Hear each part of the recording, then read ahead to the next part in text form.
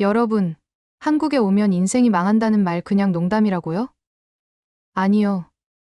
전 진짜 망했어요. 배달, 맛집, 그리고 떡볶이 때문이에요. 처음엔 이게 이렇게 무서운 줄 몰랐어요. 안녕하세요. 저는 소피 마르탱입니다. 올해 29살, 프랑스 파리 출신이에요. 저는 여행 전문 프리랜서 작가 겸 블로거로 세계 여러 나라를 다니며 각국의 음식과 문화를 글로 남기는 일을 하고 있었습니다. 여행은 제 직업이자 삶이었어요. 저는 어려서부터 미식가 가족 속에서 자랐습니다. 아빠는 요리사였고 엄마는 작은 꽃집을 운영하며 직접 허브와 식재료를 기르는 걸 좋아하셨어요. 주말마다 아빠는 프랑스 전통 요리를 만들어 주셨고 덕분에 저는 와인, 치즈, 크로아상, 나따뚜이 같은 정통 요리에 익숙한 입맛을 갖게 되었어요. 사실 저는 프랑스 음식 외에는 입이 까다로운 편이었어요. 매운 음식은 특히 약했었습니다. 한국에 오기 전 여동생 마리가 이런 말을 했었어요. 언니, 한국 가면 조심해. 음식이 다 맵다던데. 언니처럼 매운 거 못 먹는 사람은 큰일 날걸? 그때 저는 웃으며 대답했었죠. 설마 내가 태국에서 똠얌꿍도 먹어봤는데 얼마나 맵겠어? 하지만 여러분, 마리는 저보다 저를 더 잘 알고 있었어요. 한국에 도착한 첫날 밤, 시차 때문에 새벽 2시에 배가 고파 깨어났어요. 냉장고는 비어 있었고 밤거리는 낯설었습니다. 그런데 그때 한국에 오래 산 프랑스 친구 클레르의 말이 떠올랐어요. 소피, 한국에선 새벽에도 배달돼. 앱 깔고 한번 시켜봐. 이 시간에 설마 반신반의하며 배달 앱을 깔았는데 화면에 뜬 음식들이 세상에 치킨, 떡볶이, 김밥, 라면 종류도 엄청 많았어요. 후기가 가장 많은 국물 떡볶이와 튀김 세트를 시켰습니다. 한국 하면 떡볶이가 유명하다고 하니까 이왕이면 대표 음식을 먹어봐야지 싶었어요. 20분도 안 돼서 배달이 왔어요. 프랑스에서 배달은 보통 1시간은 걸렸는데 이건 거의 마법 같았습니다. 드디어 첫 입 쫄깃한 떡을 국물에 푹 찍어서 먹었어요. 그리고 바로 이거 불이야. 너무 매웠습니다. 혀가 마비되는 것 같았어요. 급히 콜라를 들이켰는데 더 맵기만 했어요. 이걸 어떻게 먹어? 하며 포기하려는데 계속 입안에 남는 그 달콤하고 짭조름한 맛이 자꾸 미련을 남기더군요. 그래서 물 몇 잔을 곁들여가며 조금씩 먹기 시작했어요. 그러자 어느새 국물이 바닥이 나 있었습니다. 입은 타들어가는데 왜 이렇게 맛있지? 이거 중독되는 맛이네. 그리고 그날 밤 저는 매운 떡볶이 악몽을 꾸며 땀을 뻘뻘 흘리며 잠을 설쳤어요. 하지만 저는 여행 작가였어요. 한국에 왔으니 이 문화는 꼭 알아야 해 하는 오기가 생겼습니다. 그렇게 저는 매운맛 정복기에 돌입했어요. 첫 주 편의점에서 불닭볶음면을 사서 도전했다가 반도 못 먹고 울면서 포기했어요. 둘째 주 명동의 로제 떡볶이에 도전했어요. 크림이 섞였는데도 매워서 눈물을 흘리며 먹었어요. 셋째 주 드디어 신당동 즉석 떡볶이에 도전했어요. 입안은 불났지만 그 쫄깃한 떡과 어묵, 라면사리의 조합에 저는 완전히 빠져버렸습니다. 그리고 놀라운 일이 생겼습니다. 잠깐 여러분 그거 아세요? 여러분의 구독, 좋아요, 알림 설정은 저에게 가장 큰 힘이 됩니다. 클릭 한 번으로 제게 큰 힘을 주시길 바라요. 이제는 떡볶이가 없으면 허전해졌어요. 프랑스에서 느꼈던 와인한 모금의 깊이와 치즈의 풍미처럼 매운맛 뒤에 찾아오는 달달한 감칠맛에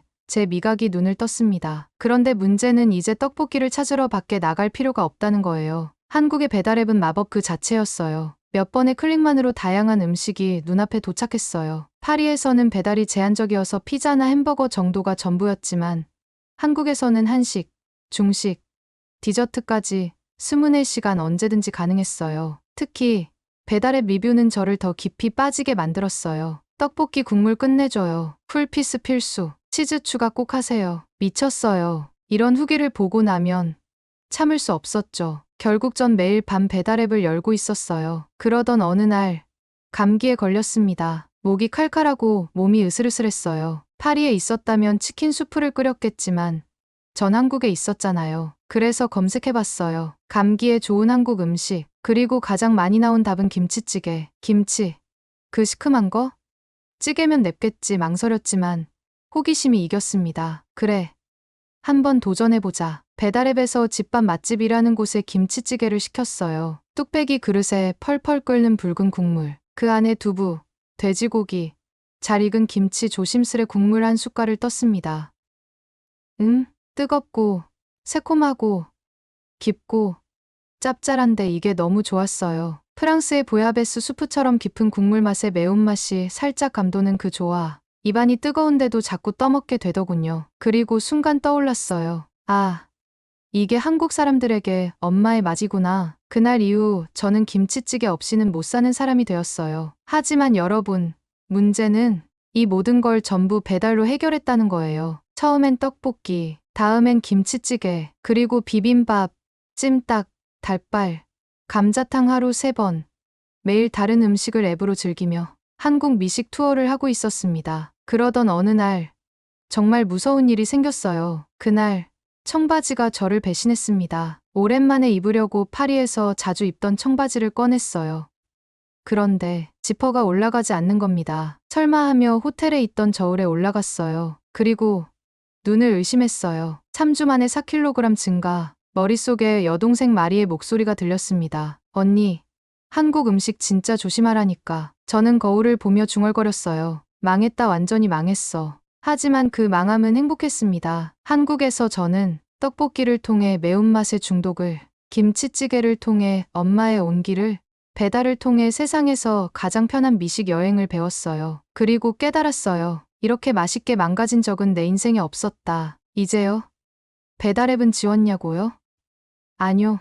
오히려 단골 쿠폰까지 모았습니다. 이게 바로 한국에서 제가 망한 이유입니다. 하지만 세상 가장 달콤한 망함이에요. 한국에 온 지 한 달이 조금 넘었습니다. 처음엔 모든 게 신기하고 새로웠지만 점점 제 일상이 이상하게 변해가고 있다는 걸 깨달았어요. 저는 원래 하루에만 보씩은 걸어 다니며 여행지 구석구석을 누비던 사람이었거든요. 그런데 한국에 오고 나서는 점점 움직일 일이 없어졌습니다. 아니, 움직일 필요 자체가 없어졌어요. 파리에서는 지하철이 낡고 파업도 자주 해서 대중교통에 크게 기대하지 않았어요. 그래서 어디든 웬만하면 걸어서 다녔죠. 작은 카페나 서점도 느릿느릿 걸으며 골목의 풍경을 즐기는 게 제 일상의 일부였습니다. 하지만 한국에선 그럴 필요가 없었어요. 지하철은 말할 것도 없었습니다. 깨끗하고 시원하고 이내지 3분마다 오고 심지어 어디서든 환승이 편했어요.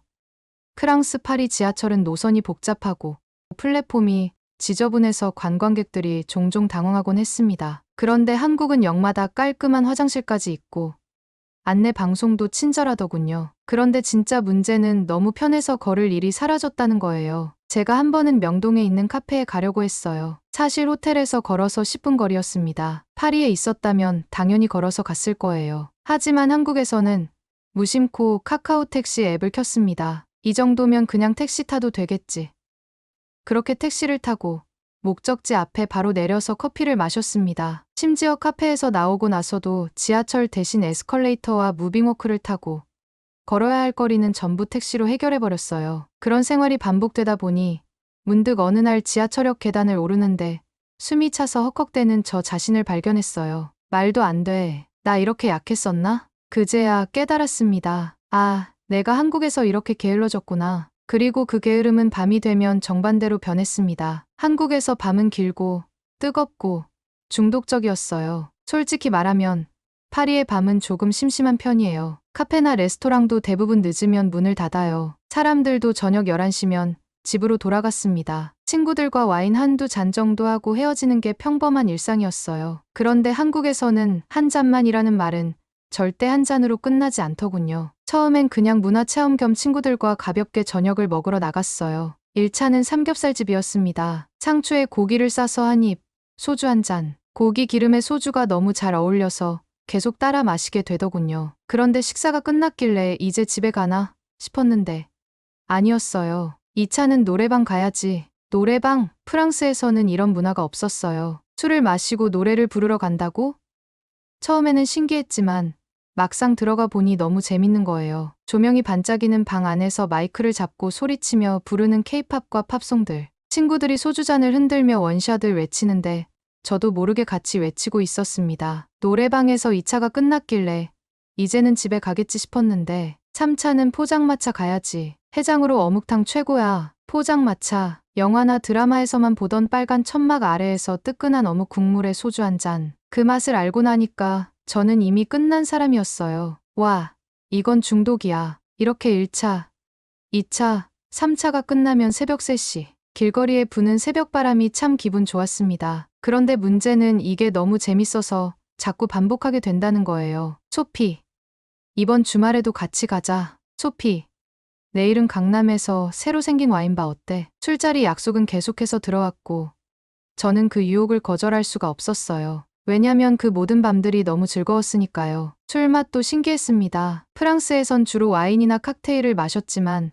한국에서는 소맥이라는 걸 배웠어요. 소주와 맥주를 섞어 마시는데 이게 술이 아니라 마법이더군요. 너무 부드러워서 계속 들어갔고 어느새 저는 소맥 타는 기술까지 배워서 소피표 황금 비율을 친구들에게 자랑하고 있었습니다. 하지만 이렇게 신나는 밤이 반복되자 제 몸은 점점 무너지고 있었어요. 첫 번째 신호는 피로감이었습니다. 밤늦게까지 놀고 새벽에 들어와 늦잠을 자니 생활이 엉망이 되었어요. 낮에는 피곤해서 아무것도 못하고 글을 쓰려고 앉아도 머리가 멍해져서 집중이 안 됐습니다. 두 번째 신호는 숙취였어요. 프랑스에서는 와인을 한두 잔 마시고 끝났으니 숙취는 거의 없었습니다. 그런데 한국에서는 소주와 소맥이 정말 무섭더군요. 달아서 술 같지 않게 들어가지만 다음날 아침이면 머리가 깨질 것 같았어요. 세 번째 신호는 제 간이 보내온 경고장이었어요. 어느 날 아침 얼굴이 퉁퉁 부은 채 거울을 보며 깜짝 놀랐어요. 피부는 거칠어지고 배는 볼록해졌고 몸이 무겁게 느껴졌습니다. 그제야 깨달았어요. 아, 이러다간 정말 알코올 중독 되겠다. 그런데도 그 밤들이 자꾸 그리웠습니다. 파리에서는 없던 그 뜨거운 열기, 웃음소리, 사람들과의 정징. 술을 좋아해서가 아니라 그 함께하는 시간이 너무 행복했거든요. 하지만 그렇게 매일 밤을 보내다 보니 제 생활은 무너지고 몸은 망가지고 체력은 바닥나 있었습니다. 그리고 그 모든 원인은 한국이 너무 재밌어서였어요. 이제 제가 망해가고 있다는 걸 아셨나요? 하지만 이게 끝이 아니에요. 제 진짜 망함은 아직 시작도 안 했거든요. 한국에서의 생활이 점점 익숙해질 무렵 저는 예상치 못한 새로운 문제와 마주하게 되었습니다. 이번에는 배달 음식이나 밥 문화 때문이 아니었어요. 인터넷과 쇼핑. 이 두 가지가 저를 또 다른 망함의 길로 끌고 가고 있었습니다. 한국에 처음 왔을 때 인터넷 속도에 놀랐던 기억은 아직도 생생해요. 파리에서는 지하철에서 스마트폰으로 영상을 본다는 건 거의 불가능했어요. 와이파이도 안 터지고 데이터는 비싸고 느려서 영상이 로딩 중에 멈춰버리기 일쑤였거든요. 그런데 한국에서는 지하철에 타자마자 와이파이가 빵빵하게 터졌습니다. 그것도 고화질 유튜브 영상이 끊김없이 재생될 정도였어요. 저는 처음엔 신기해서 5분만 보고 끄자 하고 유튜브를 켰습니다. 그런데 지하철이 도착해도 저는 내리지 못했습니다. 짧고 중독적인 유튜브 쇼츠와 틱톡 영상들이 다음 영상 자동 재생으로 저를 붙잡았어요. 이거 하나만 보고 끌까? 이 영상은 뭐지? 재밌어 보이네. 아니, 이 장면 어떻게 끝나나 궁금한데. 그렇게 계속 영상을 보다가 문득 고개를 들었을 때 도착해야 할 역을 이미 두 정거장이나 지나친 뒤였습니다. 하지만 진짜 문제는 침대 위에서 시작됐습니다. 파리에서는 느린 인터넷 덕분에 잠자기 전에 영상을 보는 일이 드물었어요. 책을 읽거나 클래식 음악을 들으며 잠드는 게 일상이었죠. 그런데 한국에서는 침대에 누워 스마트폰만 켜면 끝없는 세상이 펼쳐졌어요. 틱톡, 유튜브 쇼츠, 인스타그램 릴스. 짧고 자극적인 영상들이 15초마다 저를 자극했어요. 이거 하나만 보고 잘까? 아, 이건 또 뭐야? 이거 보고 자야지. 그렇게 하나, 두 개, 시간이 계속 흘렀습니다. 어느 날은 새벽 3시가 넘어서까지 영상을 보고 있었어요. 눈은 따갑고 머리는 띵했지만 손가락은 멈추지 않았어요. 그리고 그 대가는 곧 찾아왔습니다. 어느 아침. 카페에서 노트북을 열고 글을 쓰는데 화면에 글씨가 잘 보이지 않았어요. 왜 이렇게 흐릿하지? 눈을 비비고 다시 봤지만 여전히 초점이 잘 맞지 않았습니다. 눈꺼풀은 뻑뻑했고 눈가가 화끈거렸어요. 그날 밤도 역시 스마트폰을 보고 잠이 들었는데 자꾸 화면이 뿌옇게 보였어요. 설마 한국 와서 시력이 나빠진 거야? 급한 마음에 안경점을 찾았습니다. 시력 검사를 받은 후 직원이 말했어요. 시력 자체는 많이 나빠지진 않았지만 심한 안구 건조증과 디지털 피로 증상이 있어요. 요즘 스마트폰이나 모니터 많이 보셨죠? 저는 순간 당황했어요. 내 지하철에서도 보고 자기 전에도 계속 봤어요. 직원은 고개를 끄덕이며 말했습니다. 한국에서는 인터넷이 워낙 빠르고 편하다 보니까 대부분 이렇게 됩니다. 특히 밤에 어두운 데서 화면 보면 더 심해져요. 결국 시력 저하는 아니었지만 한국의 빠른 인터넷이 제 눈 건강을 망가뜨리고 있었습니다. 프랑스에서는 느린 인터넷 덕분에 자연스럽게 스마트폰 보는 시간이 짧았는데 한국에서는 너무 편해서 멈출 수 없었던 거예요. 하지만 이게 끝이 아니었습니다. 스마트폰을 손에서 놓자마자 저를 기다리고 있는 또 다른 함정이 있었으니까요. 쇼핑 끝없는 쇼핑. 솔직히 파리에서는 쇼핑을 그렇게 자주 하지 않았어요. 예쁜 옷은 대부분 비쌌고 세일 시즌을 기다리거나 특별한 날에만 큰맘 먹고 샀거든요. 그런데 한국에서는 모든 게 달랐어요. 길을 걸을 때마다 특히 홍대나 명동 같은 곳에서는 시선을 사로잡는 예쁜 옷들이 넘쳐났어요. 이 블라우스가 10,000원. 이 가격에 이 퀄리티라고? 파리였으면 이 원피스 최소 100유로는 했을 텐데. 처음에는 한국이 물가가 싸구나 하며 기뻐했어요. 그런데 그게 문제였습니다. 싸니까 부담 없이 계속 사게 되는 거예요. 한 번은 한국인 친구 지연과 함께 동대문 야시장에 갔어요. 밤 10시였는데도 시장은 나처럼 활기찼습니다. 여긴 새벽까지 열어. 쇼핑 천국이지. 지연이 웃으며 말했어요. 예쁜 원피스, 귀여운 가디건, 심플한 코트. 그 모든 게 프랑스보다 훨씬 저렴했어요. 이 가격에 안 사면 손해 아닌가?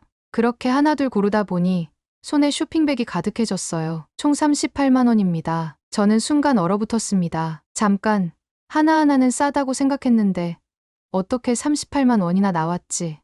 그제야 깨달았습니다. 한국 쇼핑의 무서움은 싸서 많이 사게 된다는 거였어요. 그런데 이게 끝이 아니었어요. 진짜 문제는 온라인 쇼핑이었습니다. 어느 날 밤, 카페에서 스마트폰을 보다가 온라인 쇼핑몰 광고가 떴습니다. 봄 신상 원피스 1+1, 무료 배송, 한번 보기만 할까 하고 들어갔는데 그 순간부터 저는 한국 온라인 쇼핑의 함정에 빠졌습니다. 타임 세일, 오늘 밤 12시까지만 반값, 무료 배송, 5만 원 이상 구매 시 무료 배송, 1+1 행사, 원피스 하나 값에 2개. 이런 문구들이 저를 끝없이 유혹했어요. 특히 한국은 배송이 너무 빨랐어요. 파리에서는 온라인으로 옷을 사면 일주일은 기본으로 걸렸는데 한국에서는 오늘 주문, 내일 도착이었습니다. 결국 며칠 후 집 앞에 택배가 쌓이기 시작했어요. 처음에는 신났습니다. 이게 다 내 거야 하면서 택배를 열어봤죠. 하지만 사이즈가 안 맞는 원피스, 생각보다 소재가 별로인 셔츠, 충동 구매한 색깔별 양말 세트, 사실 입을 만한 건 몇 개 없었습니다. 그리고 카드 명세서를 보고 충격을 받았습니다. 총액 72만 원. 뭐 이렇게 많이 썼다고? 저는 두 눈을 의심했어요. 하나하나는 저렴했는데 많이 사다 보니 총액이 어마어마해졌던 겁니다. 파리에서는 비싼 물가 덕분에 오히려 쇼핑을 조심했어요. 하지만 한국에서는 옷은 싸다, 배송은 빠르다, 종류는 많다. 이러니 지갑은 비어가고 저축은커녕 통장 잔고는 바닥을 쳤습니다. 그래서 저는 깨달았습니다. 빠른 인터넷은 저를 밤새 스마트폰 중독자로 만들었고 저렴한 물가는 저를 끝없는 쇼핑 중독자로 만들었습니다. 결과는 눈은 충혈되고 지갑은 텅 비고. 하지만 여러분, 저는 솔직히 말해 한국이 밉지 않았어요. 왜냐하면 이렇게 중독되게 만든 건 결국 한국이 너무 재밌고 편하고 매력적이었기 때문이에요. 그럼 제가 여기서 멈췄을까요?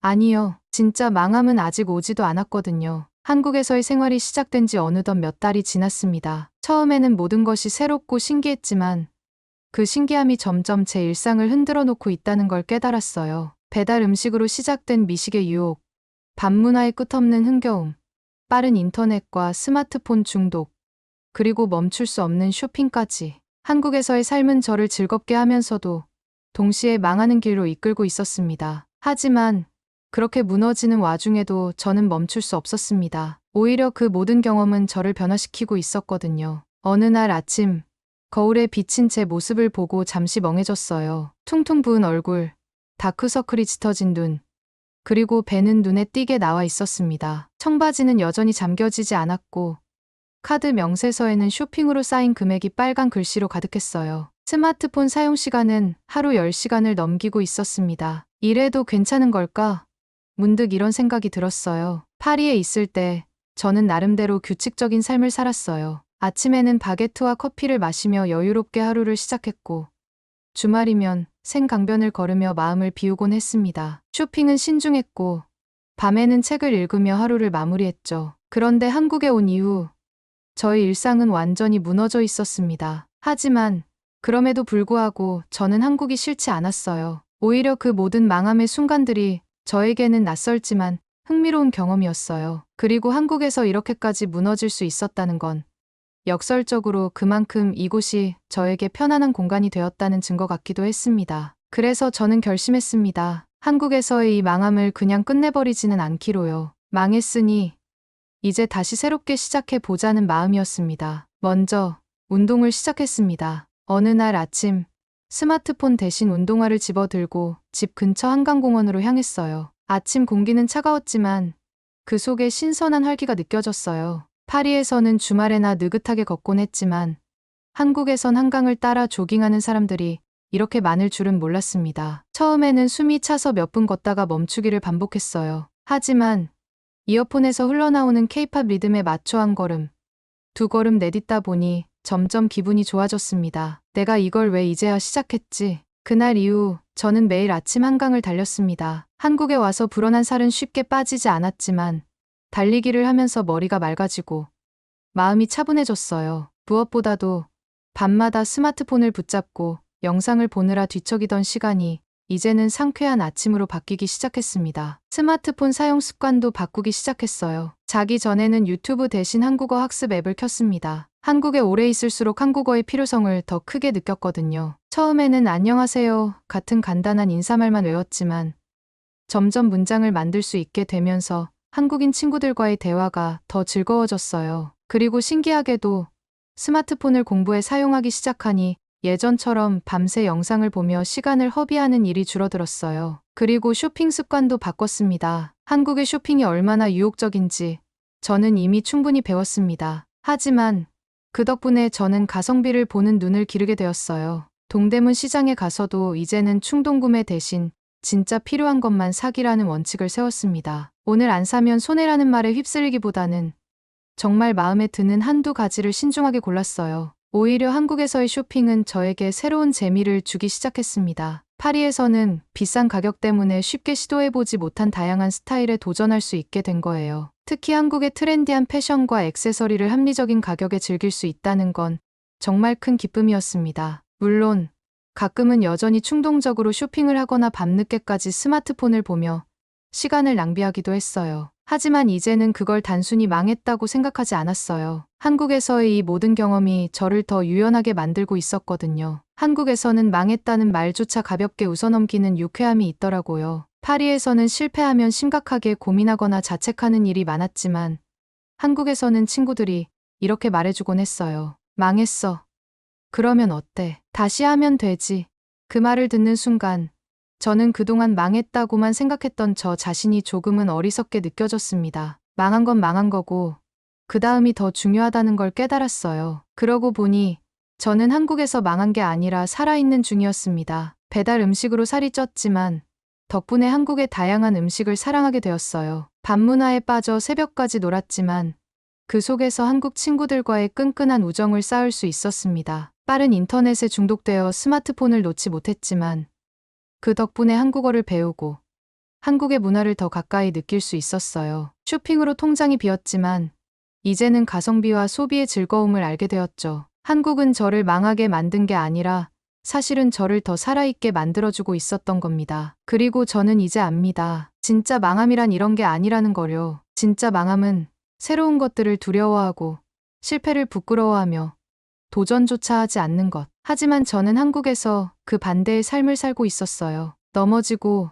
무너지고 때로는 후회도 하지만 그 모든 순간이 저를 더 단단하게 만들고 있었거든요. 그러니까 저는 앞으로도 기꺼이 망해볼 생각입니다. 망해도 좋습니다. 아니, 망할수록 좋습니다. 왜냐하면 한국에서의 모든 망함은 결국 저를 더 행복하게 만들고 있으니까요. 오늘의 이야기는 여기까지입니다. 오늘의 사연이 마음에 드셨다면 구독, 좋아요 부탁드리겠습니다. 소중한 시간 긴 이야기 끝까지 들어주셔서 진심으로 감사합니다. 앞으로도 더 좋은 사연으로 여러분을 찾아오겠습니다. 시청해 주셔서 감사합니다.